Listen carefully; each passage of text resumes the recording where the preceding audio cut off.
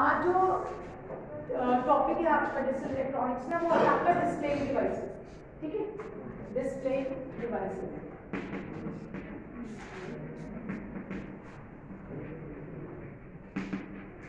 मतलब वो डिवाइसेस जो डिस्प्ले की तरह यूज होते हैं। तो उसमें आपके 3 डिवाइसेस है। एक है आपका एलसीडी, एलईडी और 7 segment display. 7 segment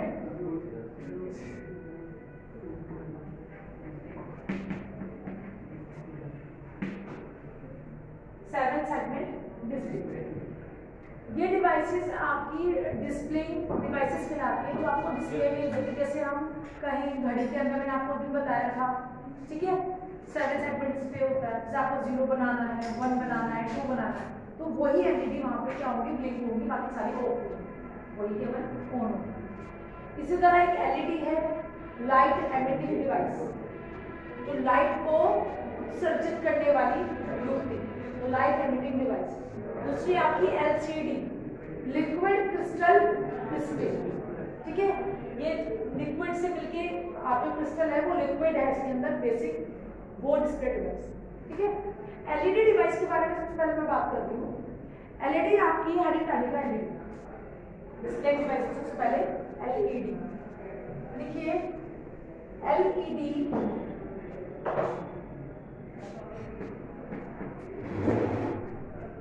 LED is acronym of, या LED का पूरा नाम, LED is acronym ACROYMN।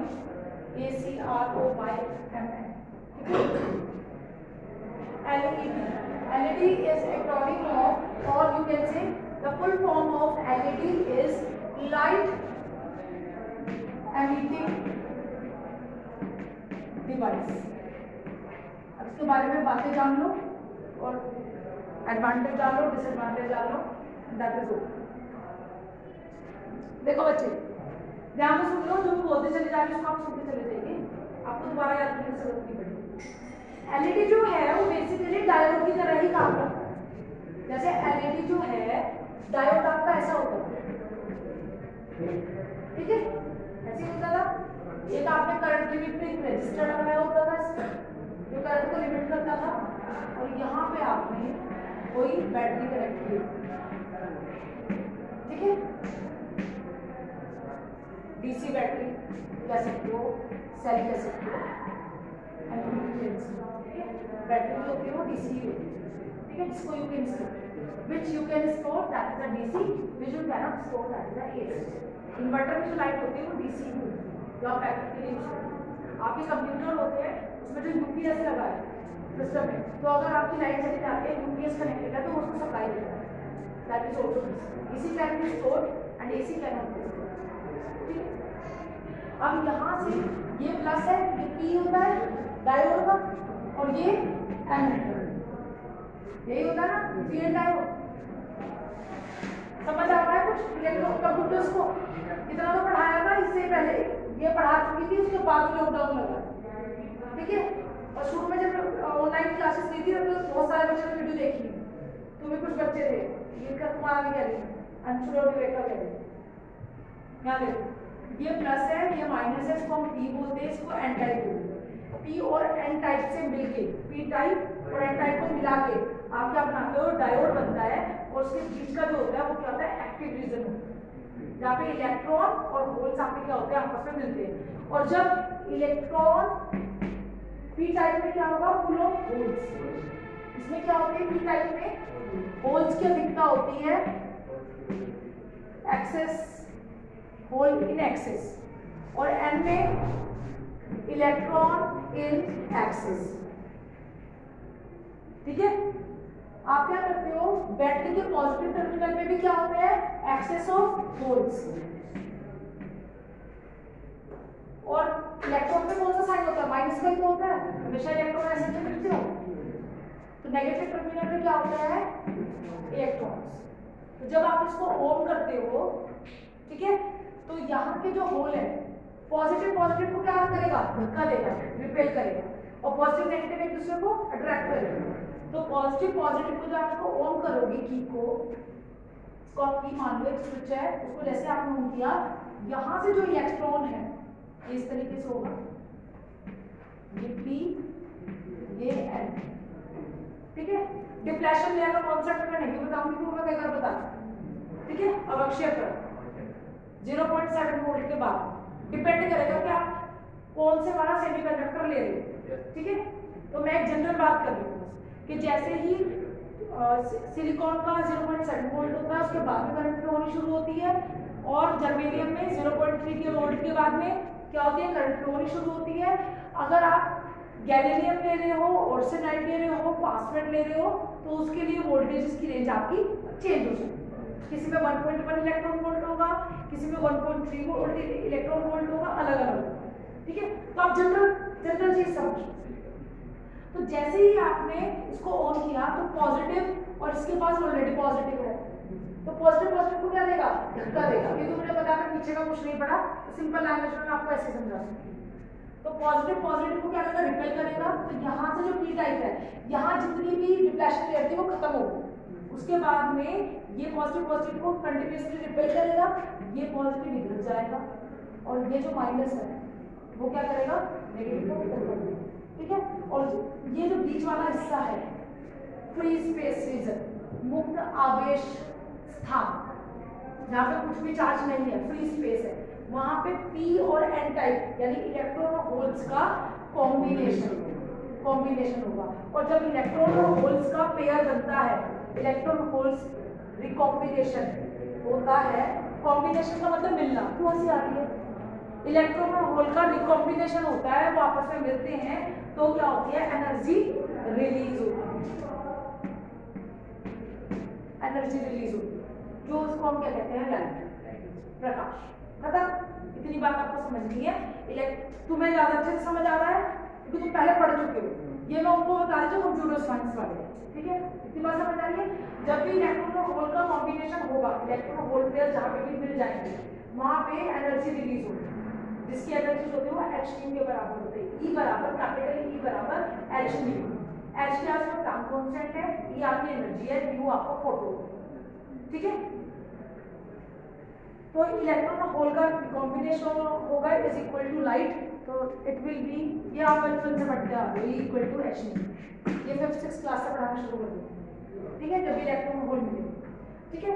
तो यहाँ पे भी ऐसे ही होता है, आपका डायोड है वो भी ऐसे ही काम करता है, ठीक है। डायोड का नहीं होता, डायोड का मतलब है डाइओड, डाई का मतलब टू, ओड का मतलब इलेक्ट्रोड, यानी दो इलेक्ट्रोड का, ठीक है, लाइट एमिटिंग डायोड, ठीक है ना।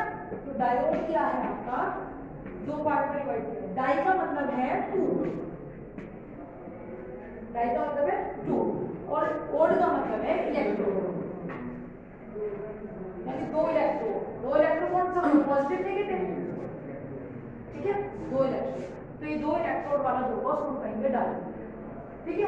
पहले भी हम इलेक्ट्रोड्स के बारे में तो वैसे भी पढ़ते, सोडियम क्लोराइड है, एक प्लस है, क्लोराइड माइनस, ठीक है, NaCl, तो वहां पे भी पढ़ते थे, लेकिन यहाँ जो डायोड है वो सेमीकंडक्टर के टर्म्स में पढ़ते हैं।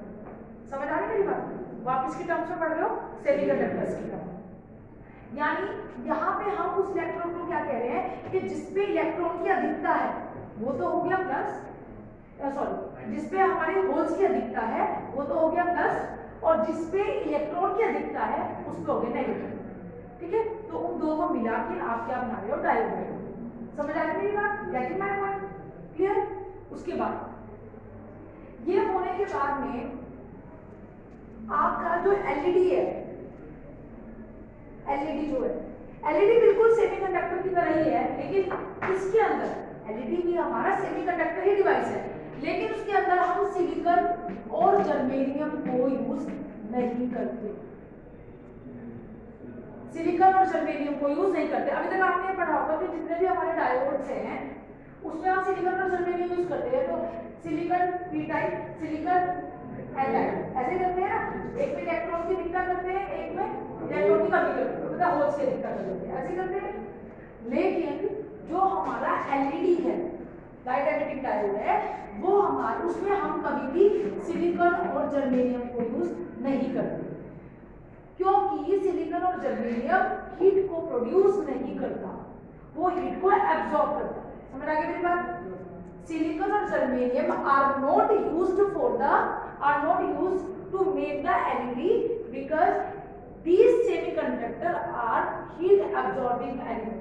ये ऊर्जा का अवशोषण करते हैं, उत्सर्जित नहीं करते। समझ आ गई मेरी बात? तो हम एलईडी में जो यूज करते हैं क्या करते हैं, गैलियम आर्सेनाइड एंड फास्फेट। ठीक है, इन 2-3 के कॉम्बिनेशन से इंडियम यूज करते हैं, इंडियम। अब आपको रेड एलईडी बनानी है, लाइट जो है आपको रेड चाहिए या येलो चाहिए, मतलब जो येलो कलर की ऑरेंज कलर की आती है, या ग्रीन कलर की चाहिए या ब्लू कलर की चाहिए, वो डिपेंड करता है कि आप कौन सा मटेरियल ले रहे हैं। एक है ना एनर्जी स्पेक्ट्रम होता है। कुछ लाइट को तो हम देख पाते हैं, जो लाइट ये सिलिकॉन जर्मेनियम देता है वो लाइट को हमारी आंखों से नहीं देखा जा सकता। ठीक है, तो इसलिए हम उसको इस स्पेक्ट्रम में यूज नहीं करेंगे। टेम्परेचर तो प्रोड्यूस करेगा ना, लेकिन वो टेम्परेचर प्रोड्यूस कर रहा है उससे जो लाइट आएगी वो लाइट हमें दिखाई नहीं देगी। तो इसके लिए एलईडी के लिए, लाइट एमिटिंग डायोड के लिए हमें कौन सा मटेरियल को यूज करना पड़ेगा, वो स्पेशल सेमीकंडक्टर्स होते हैं, वो भी सेमीकंडक्टर है। Gallium, silicon, germanium, gallium arsenide, phosphate, indium, ये सारे क्या हैं, आपके सेमीकंडक्टर ही। लेकिन इनका जो कॉलम होगा, जो रो होगी, जो पीरियोडिक टेबल में इनके स्थान अलग अलग होगा। समझ आई मेरी बात? तो इसके अंदर क्या होगा, इसको हमें एलईडी के अंदर सबसे पहली बात ये देखनी है कि एलईडी की फुल फॉर्म होती है लाइट एमिटिंग डायोड, या पी टाइप और एन टाइप के बीच में, पी टाइप लेयर और एन टाइप लेयर के बीच में जो लेयर आएगी, पी और एन को जोड़ने पर जो बीच की लेयर होगी उसको हम क्या कहेंगे, एक्टिव लेयर, एक्टिव रीजन। इस एक्टिव रीजन का मतलब वहां पे काम होगा, एक्टिव रीजन पर वहां काम होगा, यानी पी से इलेक्ट्रॉन, पी से होल्स और एन से इलेक्ट्रॉन जब एक दूसरे से एक्टिव रीजन में जाकर मिलेंगे तो वहां पे यहाँ पे सपोज आपने कोई बैटरी लगा दी, यहाँ पे इलेक्ट्रॉन और होल्स का कॉम्बिनेशन होगा, और जैसे ही होगा तो यहाँ पे लाइट क्या होगी, प्रोड्यूस होगी। ठीक है, यहाँ पे एनर्जी आपकी प्रोड्यूस होगी। समझ आई मेरी बात? तो यानी आपको समझ आई कि एलईडी जो है वो आपकी 3 लेयर डिवाइस है, 3 लेयर डिवाइस है, जिसमें एक लेयर पी टाइप लेयर, दूसरी एन टाइप लेयर। पढ़ना है आ जाओ 15 मिनट में आ जाओ। एक पी टाइप लेयर, एक एन टाइप लेयर, और बीच वाली क्या हो गई, एक्टिव रीजन। ठीक है, पी टाइप में होल्स की अधिकता होगी, एन टाइप में इलेक्ट्रॉन्स की अधिकता होगी, और जब हम कोई बैटरी, कोई सोर्स सप्लाई करेंगे तो पी और एन एक्टिव रीजन में जाके मिल जाएंगे। उनके मिलने की वजह से वहां पे क्या होगी, क्योंकि हम जो सेमीकंडक्टर इसको बनाने के लिए यूज करते हैं जैसे गैलियम आर्सेनाइड, इंडियम, फास्फेट, ये सारे आपके कैसे होते हैं, ये आपके हीट को उत्सर्जित करते हैं। ठीक है, सिलिकॉन जर्मेनियम नहीं ये। तो आपका क्या होगा, आपकी सिंपली एलईडी क्या करेगी, एनर्जी को प्रोड्यूस करेगी। वो किस कलर की लाइट होगी ये डिपेंड करेगा कि आपने कौन से वाले मटेरियल का कॉम्बिनेशन लिया होगा। आपने गैलियम आर्सेनाइड लिया होगा तो रेड कलर प्रोड्यूस होगा, गैलियम आर्सेनाइड फास्फेट लिया होगा तो दूसरा कलर प्रोड्यूस होगा, आपने गैलियम इंडियम फास्फेट लिया होगा तो दूसरा कलर प्रोड्यूस होगा। समझ आ गई मेरी बात? इतना ही। अब हम क्या करेंगे, अब इसके स्ट्रक्चर के बारे में बात करेंगे। दोबारा बताने की जरूरत तो नहीं है, no need to be dictate. समझ आ रहा है ना? उसके बाद आपने क्या किया, अब प्रॉब्लम ये आती है कि जब इलेक्ट्रॉन और होल का कॉम्बिनेशन होगा तो यहाँ पे जो लाइट आएगी उसको रोकने के लिए तो कुछ है नहीं, तो वो जो लाइट है वो चारों तरफ क्या हो जाएगी, फैली हुई डायरेक्शन में आएगी।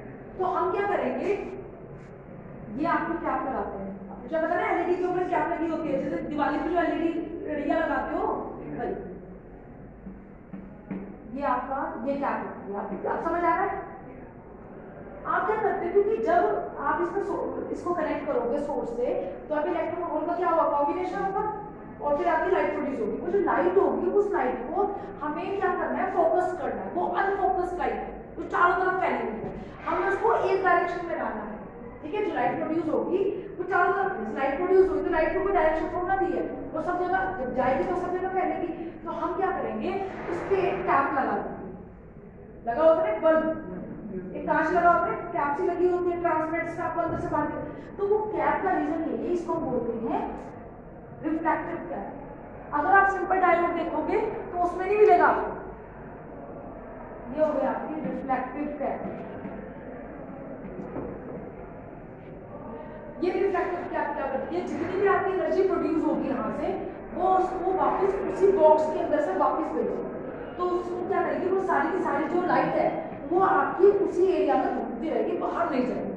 अगर आप रिफ्लेक्टिव कैप ना लगाओ तो आपकी जो इंटेंसिटी है लाइट की वो बहुत कम हो जाएगी, ठीक है, तीव्रता कम हो जाएगी।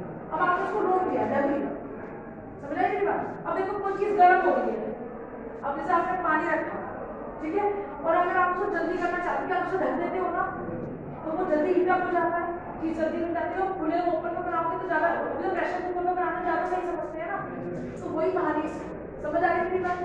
इसकी डिसएडवांटेज क्या है, डिसएडवांटेज ये है कि इसमें ना ऑपरेटिंग पावर इसकी बहुत ज्यादा हाई है। अगर ओवर करंट फ्लो करती रहे, एक्सेस में करंट फ्लो होती रहे तो क्या होगा कि जल्दी से खराब हो जाएगी।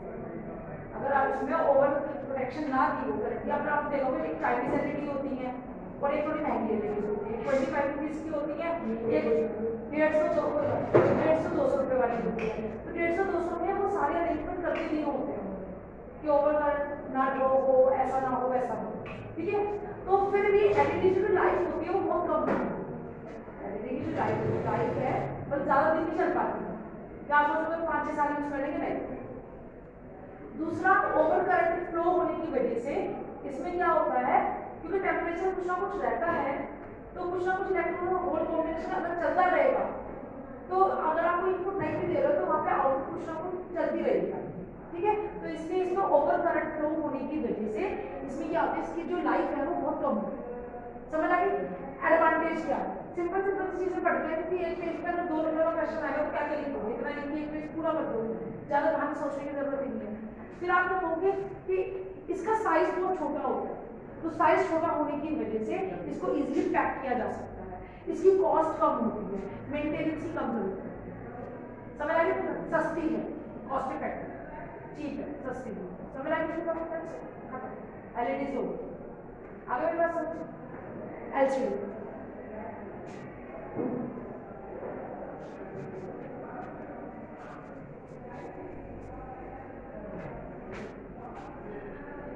इसको जरा रख दो एलसीडी से।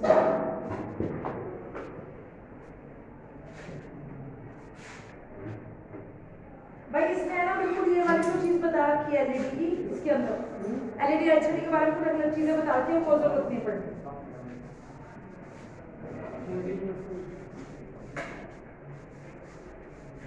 हो गया